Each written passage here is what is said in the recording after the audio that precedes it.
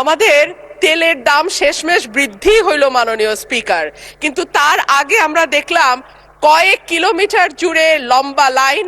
আমরা দেখলাম মাঝরাত পর্যন্ত ড্রাইভাররা দাঁড়িয়ে আছে, তারা তেল পাচ্ছে না, কিন্তু সরকারের সেই ব্যাপারে কোনো হেলদোল নাই।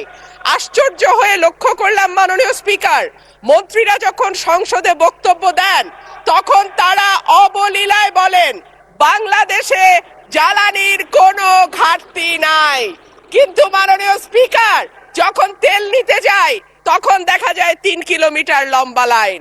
মাননীয় স্পিকার, সরকার সম্ভবত কিছু পদক্ষেপ গ্রহণ করবার ঘোষণা দিয়েছে। তার একটা হচ্ছে মার্কেট প্লেস 7টা বাজে বন্ধ করে দেয়া।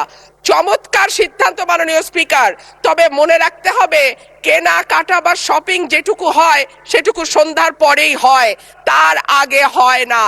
2 হইল অফিস আদালতের সময় বলে পরিবর্তন করবে।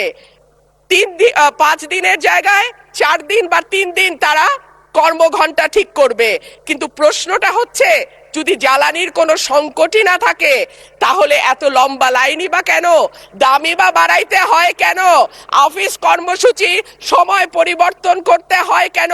এই প্রশ্নগুলা তো ওঠে মাননীয় স্পিকার। মাননীয় স্পিকার, আপনার মাধ্যমে এই সংসদের কাছে আমি জানতে চাই, জ্বালানি মন্ত্রীরা যখন গণমাধ্যমে কথা বলেন তখন মনে হয় বাংলাদেশে আল্লাহর রহমতে কোনো সংকট নাই।